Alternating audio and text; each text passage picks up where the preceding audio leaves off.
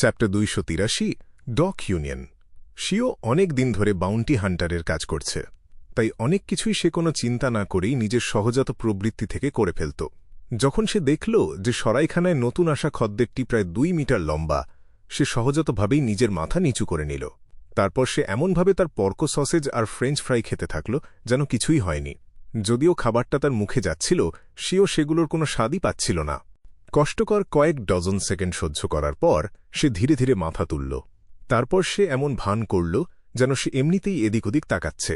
শীঘ্রই সে দেখতে পেল একটু আগে ঢোকা সেই খদ্দেরটি বারের কাউন্টারের সামনে বসে আছে।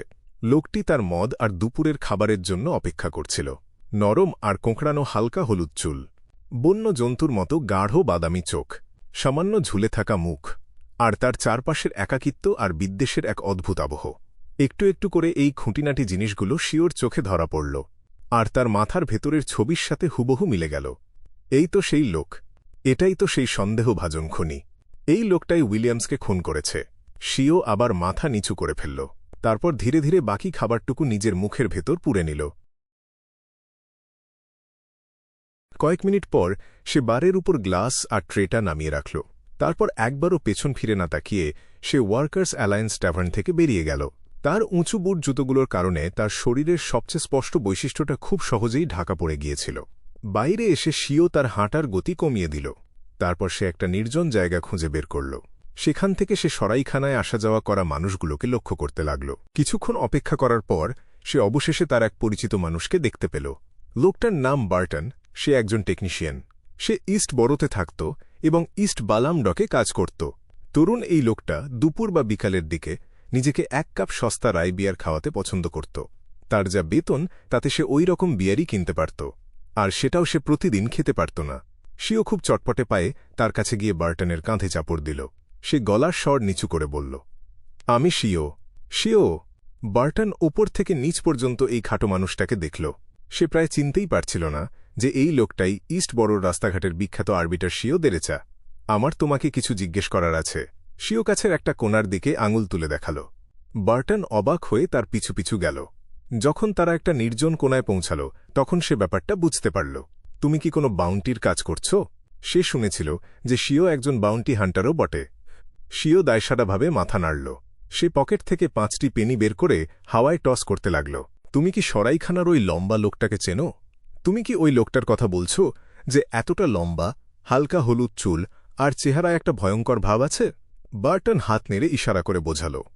শিও ভাঁজ করা পোর্ট্রেটটা বের করে খুলল। তোমাকে একদম নিশ্চিত হতে হবে, এটাই তো সে। গত 2 থেকে 3 মাস ধরে সে প্রায়ই এই সরাইখানায় আসছে। এর আগে আমি তাকে কখনো দেখিনি। সে খুবই ভয়ঙ্কর আর একদমই একগুঁয়ে স্বভাবের, আর সে মারামারি করতে খুব ওস্তাদ। তোমার জন্য ভালো হবে যদি তুমি তাকে না ঘাঁটাও। বার্টন খুব সাবধানে পোর্ট্রেটের দিকে তাকাল আর কিছু আন্তরিক উপদেশ দিল। হ্যাঁ, আমি যখন একটু আগে লোকটাকে দেখলাম আমার মনে হলো যেন ছোটবেলায় কোনো এক হিংস্র জন্তুর সামনে পড়েছি।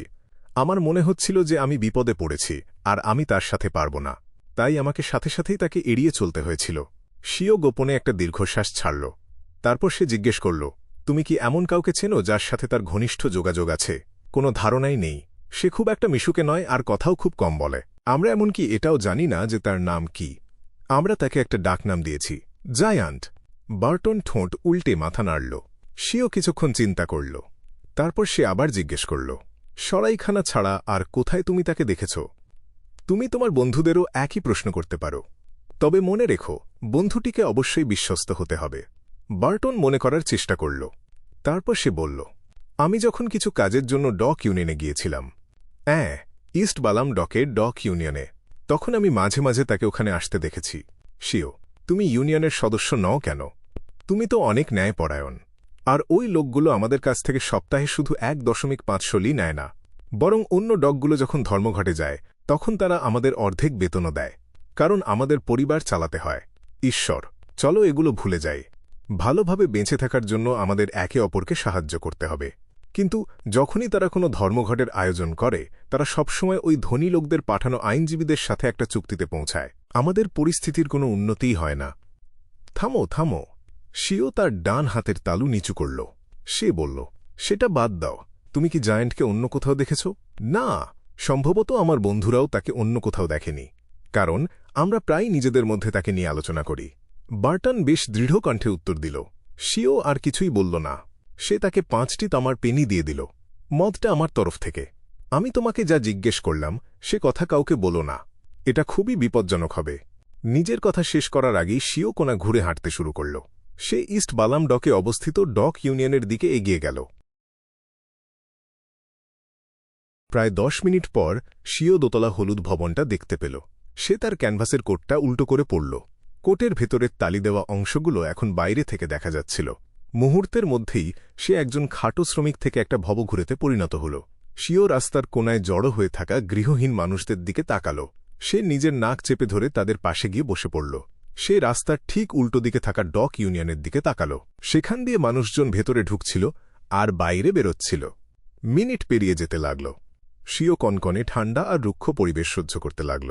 এরই মধ্যে সে ডক ইউনিয়ন আর তার আশেপাশের পরিস্থিতি খুব মনোযোগ দিয়ে পর্যবেক্ষণ করছিল। উইলিয়ামসের মদ খাওয়ার সেই জেদ তার পরিষ্কার মনে ছিল, আর সেই অভিশপ্ত দিনে খবরের কাগজ দেখে তার কেমন লেগেছিল সেটাও তার মনে ছিল। এই অনুভূতিগুলোই তাকে স্বাভাবিকের চেয়েও বেশি ধৈর্যশীল করে তুলেছিল। ঠিক সেই মুহূর্তে ডক ইউনিয়ন থেকে প্রায় 8 জন মানুষ বেরিয়ে এল। তারা দল বেঁধে দুপুরের খাবার খাওয়ার জন্য রাস্তার ধারের ক্যাফেটার দিকে এগিয়ে গেল। শিও চোখ শুরু করল। সে খুব সাবধানে প্রত্যেকটা পথচারীকে স্ক্যান করে তাদের চেহারা নিশ্চিত করার চেষ্টা করল। সন্দেহজনক তো কেউই নেই। শিও যখন তার দৃষ্টি সরিয়ে পরের দলের জন্য অপেক্ষা করতে যাবে, ঠিক তখনই কফি শপের দরজাটা ক্যাচ করে উঠল। দরজাটা খুলতেই ভেতর থেকে গরম বাতাস হুড়মুড় করে বেরিয়ে এল। একজন লোক নিজের অজান্তেই তার সোনালি ফ্রেমের চশমাটা খুলে ফেলল। তারপর তার জামার হাতা দিয়ে চশমার ঝাপসা ভাবটা মুছে ফেলল। শিও লোকটার দিকে এমনি একবার তাকাল, আর সাথে সাথেই তার দৃষ্টি স্থির হয়ে গেল। ওই চোখগুলো, ওই মুখটা, মুখে সেই চিরচেনা বিদ্রুপের হাসি। লেনেভুস? শিও এক ঝটকায় মাথা পেছনে সরিয়ে নিল। সে আর দ্বিতীয়বার তাকানোর সাহস পেল না। একটু আগে দেখা ওই লোকটার গায়ের রং ছিল ব্রোঞ্জের মতো। চুলগুলো ছিল ছোট ছোট, আর মুখটা ছিল বেশ অমসৃণ। পোর্ট্রেটের ছবির সাথে তার চেহারার অনেক অমিল ছিল, কিন্তু তার চোখ আর মুখ দেখে শিওর খুব চেনা চেনা মনে হচ্ছিল। এটা ছিল সবাইকে বিদ্রুপ করার একটা অদ্ভুত অনুভূতি। এটা কি লেনেভুস? এটা কি লেনেভুস হতে পারে? শিও মাথা নিচু করে রাস্তার পাথরের দিকে একদৃষ্টে তাকিয়ে রইল। স্যামারদের বাড়িতে দুপুরের দারুণ একটা খাবারের পর আয়োজক আর অতিথিরা অ্যাক্টিভিটি রুমে গল্প করার জন্য জড়ো হল। তারা সবাই মিলে টেক্সাস খেলার সিদ্ধান্ত নিল। মজার সব গুজব আর হাস্যকর গল্প সেখানে থেমে থেমে প্রতিধ্বনিত হচ্ছিল। ক্লাইন মুখে হাসি বজায় রেখেছিল, আর সেও মাঝে মাঝে কথার মাঝে ফোড়ন কাটছিল। সে দেখতে পেল স্যামার চিলড্রেন খুব উৎসাহ নিয়ে ঘরে ঢুকছে আর বেরোচ্ছে, আর তার ঠিক পাশেই ইউর্গেন কুপার বসেছিল। তার চেহারায় সবসময়কার মতো সেই গম্ভীর ভাব বজায় ছিল। সে মাঝে মাঝে আলোচনার মধ্যে আইনি পরামর্শ দিচ্ছিল। ক্লাইন হাসল। সে একটু ঘুরে নিচু গলায় জিজ্ঞেস করল, তুমি কি বোর হচ্ছ? না, তাদের আলোচনার বিষয়গুলো বেশ মজার। ইউর্গেন খুব গম্ভীরভাবে মাথা নাড়ল। ক্লাইন অবাক হয়ে গেল। সে ফস করে একটা প্রশ্ন করে বসল, তাহলে তুমি হাসছ না কেন? ইউর্গেন সামান্য ভ্রু কুঁচকাল। সে অবাক হয়ে ক্লাইনের দিকে তাকাল। তুমি হাসছ কেন? খোট খোট। ক্লাইনের মুখের পেশি সামান্য কেঁপে উঠল। সে বুঝতে পারছিল না এর কি উত্তর দেবে। সে ইউর্গেনকে নিয়ে একটা মজা করতে যাচ্ছিল যে লোকটা কতটা তার পোষা বিড়াল ব্রোডির মতো, সবসময় এমন গম্ভীর হয়ে থাকে। ঠিক তখনই সে শুনতে পেল এক অপার্থিব মিনতির আওয়াজ, নারীকণ্ঠ। তার মানে মিস জাস্টিস আমার দেওয়া সূত্র ধরে দরকারি তথ্য খুঁজে পেয়েছেন? এত তাড়াতাড়ি? ক্লাইন উঠে দাঁড়াল এবং হালকা করে মাথা ঝোঁকাল। আমাকে একটু বাথরুমে যেতে হবে। বাথরুমে ঢুকে ক্লাইন দরজা বন্ধ করে দিল। তারপর সে ঘড়ির কাঁটার উল্টো দিকে 4 পা হাঁটল, আর সেই ধূসর কুয়াশার উপরে চলে গেল। তার অনুমান একদম নির্ভুল ছিল। মিনতিটা মিস জাস্টিসের কাছ থেকেই এসেছিল। ক্লাইন হঠাৎ করেই একটু নার্ভাস অনুভব করল।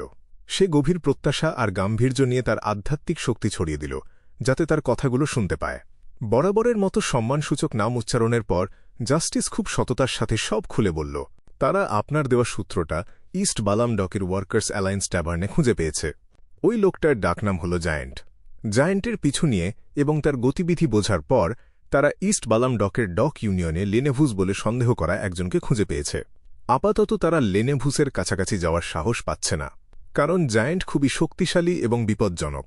তারা শুধু সুযোগের জন্য অপেক্ষা করতে পারে। এরই মধ্যে তারা এটাও জানতে চেয়েছে যে লেনেভুসকে নিশ্চিত করার পর তারা কি পুলিশকে খবর দিয়ে বাউন্টির টাকাটা নিতে পারে কিনা। লেনেভুসের কাছে খুব শক্তিশালী আর বিপজ্জনক একজন সাহায্যকারী আছে। তার কি আরও কোনো সাহায্যকারী আছে? তার পেছনে কি কোনো দলের হাত আছে? সে এতগুলো মানুষকে কেন খুন করল? ডক ইউনিয়নে থেকে সে কি করার পরিকল্পনা করছিল? ক্লাইনের মাথায় একের পর এক প্রশ্ন ঘুরপাক খেতে লাগল। তার মনে হতে লাগল যে পুরো ব্যাপারটা তার ধারণার চেয়েও অনেক বেশি জটিল, আর শেষ অনুরোধটার ব্যাপারে তার উত্তর নিঃসন্দেহে হ্যাঁই হবে। সে বরং ওই পক্ষের লোকদেরকে এটাও সাজেস্ট করবে যে তাদের উচিত সরাসরি চার্চ অফ এভারনাইটকে জানানো, কারণ পুলিশের মাধ্যমে খবর ফাঁস হয়ে যাওয়ার একটা সম্ভাবনা আছে। গডেসের চার্চের নাইট হক্সদের দিয়ে লেনেভুসকে খুন করানোটাও তো এক ধরনের প্রতিশোধ। ক্লাইন মনে মনে বিড়বিড় করল। তার ভেতরে একটা তীব্র তাগিদ কাজ করছিল যে এখনই গিয়ে নিশ্চিত করা দরকার ওই লোকটাই লেনেভুস কিনা, নয়তো বেশি দেরি করলে পরিস্থিতি বদলে যেতে পারে। সে একটা গভীর শ্বাস নিল, নিজের আবেগ চেপে রাখল। তারপর সে তার কবজির কাছে জামার হাতা থেকে স্পিরিট পেন্ডুলামটা খুলল। নিশ্চিত করার জন্য ডক ইউনিয়নে যাওয়াটা বিপজ্জনক হবে। সে চোখ বন্ধ করে 7 বার মন্ত্র পড়ল। তারপর ক্লাইন চোখ খুলে পোখরাজ পাথরের পেন্ডুলামটার দিকে তাকাল।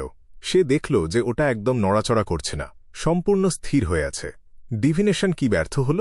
ক্লাইন সাথে সাথেই ভ্রু কুঁচকাল। সে তার ব্যবহৃত বাক্যটা বদলাল, ডিভিনেশনের পদ্ধতিটাও বদলাল, কিন্তু সবগুলোতেই সে ব্যর্থ হল। খুব সাবধানে চিন্তা করার পর সে 3টি কারণ বের করল। প্রথমত, ডিভিনেশন করার জন্য পর্যাপ্ত তথ্য নেই। দ্বিতীয়ত, লেনেভুস ডক ইউনিয়নে নেই, যে কারণে ডিভিনেশন সফল হওয়া কঠিন হয়ে পড়েছে।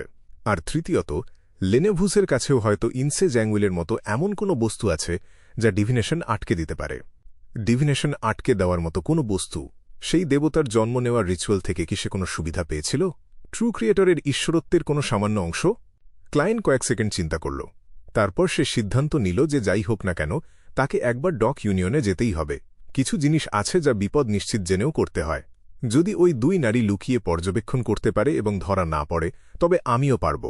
আমাকে শুধু লেনেভুসের সাথে একবার দেখা করতে হবে, আর তারপর আমি ডিভিনেশনের মাধ্যমে সেটা নিশ্চিত করতে পারব।